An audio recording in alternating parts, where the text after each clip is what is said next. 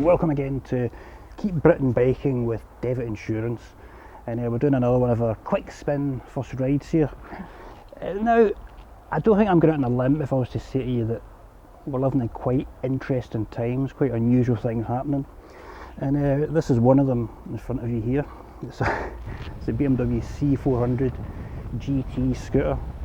Now, if you'd said to me 2015, even 5 or 10 years ago that BMW would start making scooters, I would have said, what are you drinking, and can I have some please? Because it would be a crazy notion, because BMW back then was all about making big bikes, big tourers, sporty bikes, you know, heavyweight proper things with massive engines, not sort of little city commuters like this sort of single cylinder CVT automatic beastie. But we have, and here it is, the C400 GT. Now, I'm a bit of a fan of sort of super scooters, maxi scooters on the sly, so I was quite looking forward to having a go on this. On paper, the specs are fairly, you know, standard for the class. It's 400 is a bit of a misnomer. It's actually a 350cc engine. It's a single cylinder, 4 valve, single overhead cam. You know, it's quite a high tech little power plant. They've got to be nowadays just to keep the emissions down. You know, it's not just about power. It makes 34 horsepower. Again, that's kind of in the ballpark, what you would expect. A little bit lighter than some of the competition at 212, 214 kilograms. It's ready to go, which is a good weight. Part of that's down to the use of aluminium. The frame's got some aluminium parts in it. The swing arm's aluminium, and that's kind of a little bit unusual for the sector. It's usually just steel tube, you know, sort of utilitarian type stuff. As you'd expect from a BMW, the equipment levels are fairly high. It's got keyless ignition, which they're putting on everything. I think that's just because they've bought a billion keyless ignition computers and they've got to use them up before they go bad. That might be one thing. Or maybe it's the future and it'll all be keyless ignition, and whether we like it or not. It works okay on this. There's central locking for the seat. There's a button to unlock the seat, and central locking for the glove compartment at the front there. All works fairly well. Get a nice colour LCD dash on there as well.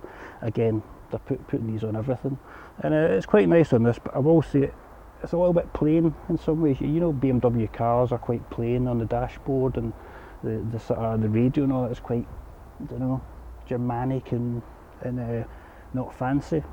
This display is a bit like that when you're going along. All you've got is just the speedometer and big figures. You can play about with and get a ref counter on there, but as it comes, it's pretty kind of staid. I would put more stuff on there, ray guns and stuff, funny stuff.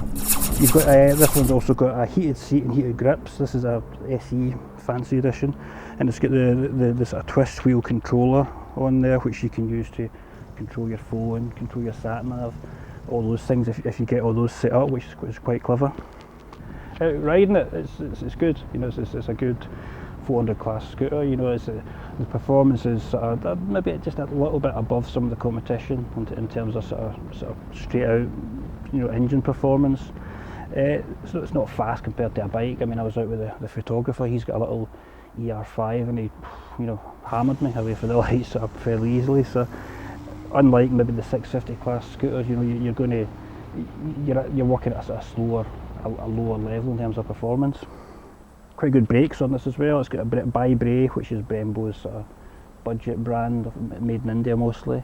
So it's got twin 4-piston radial calipers up front, which is incredible for a scooter, isn't it? You know, and nice master cylinder up there as well, and you know, good power and feel from those brakes.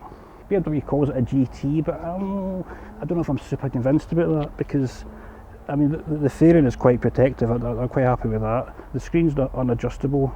You could fit a taller one for sure if you wanted a bit more protection. But under the seat, there's a bit less room than I would like to see on a scooter. The whole point of a scooter is to, well, for me anyway, is to have a space under the seat to put stuff in. You know, if you don't have that, then it's just a comfy motorbike that you can't wheelie. Some people could wheelie it, I'm sure, but I can't wheelie it. So, you know, under-seat storage, yay! Under-seat storage is a bit small, boo! You can fit a jet helmet at the front, I think. And the back's quite a cunning system, which is, they call it the flex case.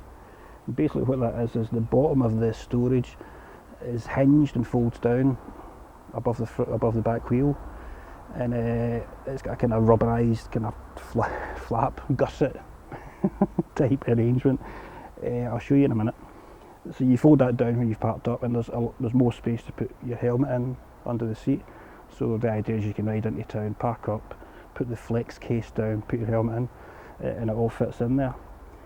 You can't ride the bike with the flex case down, obviously, because as soon as you go over a bump, the back wheel would hit it. So the computer says no if you try and drive away with that. But it's a clever way of doing it, but just make the space under the seat a bit bigger all the time.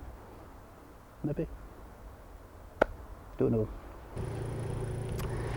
So those complaints apart, how would I sum up the C400 GT? It looks good. Lots of equipment, LED headlights. Can you beat a BMW badge? That's pretty good. And lots of equipment, lots of nice toys you can't get elsewhere. And if I had to do a 20 or 30 mile commute into town, maybe this would do alright. I think definitely would do okay. It's just enough performance on the motorway. You know, I think I've seen about 90 or something out of it on a closed private motorway. But yeah, you're not going to be overtaking everybody on the M40 when they're doing their 120 mile an hour. But you can keep up certainly, but around the M25 and rush hour kind of thing. The price, ooh, it's a little bit expensive. £7 for the entry level one. This is a fancier version with the heated seat and heated grips, and it is nearer £8. So a bit pricier than the competition.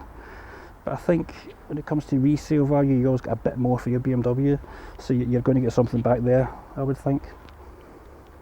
So there you go, BMW C400 GT, an interesting little scooter for interesting times. Check it out.